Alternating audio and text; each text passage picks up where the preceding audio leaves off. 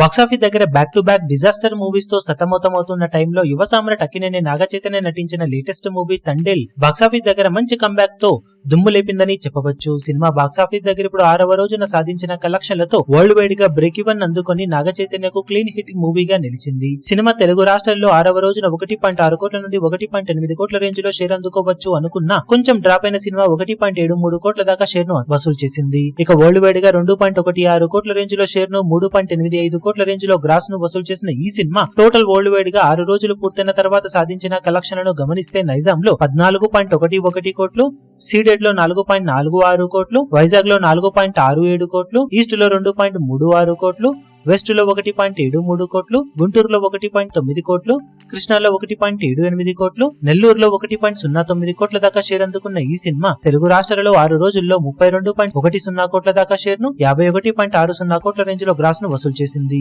Karnataka, rest of ఇండియాలో 3.55 కోట్లు, overseas లో 4.15 కోట్ల దాకా షేర్ అందుకున్న ఈ సినిమా టోటల్ వరల్డ్ వైడ్ గా 39.80 కోట్ల దాకా షేర్ ను 69.55 కోట్ల వరకు గ్రాస్ ను వసూలు చేసింది. 38 కోట్ల బ్రేక్ ఈవెన్ టార్గెట్ తో బరిలోకి దిగిన ఈ సినిమా 6 రోజుల్లో 1.8 కోట్ల వరకు ప్రాఫిట్ ను బ్రేక్ ఈవెన్ టార్గెట్ మీద సొంతం చేసుకుని క్లీన్ హిట్ గా దూసుకుపోతూ ఉంది. ఇక మిగిలిన రన్ లో బాక్సాఫీస్ దగ్గర సినిమా ఎలాంటి కలెక్షన్ తో లాభాలను పెంచుకుంటుందో చూడాలి.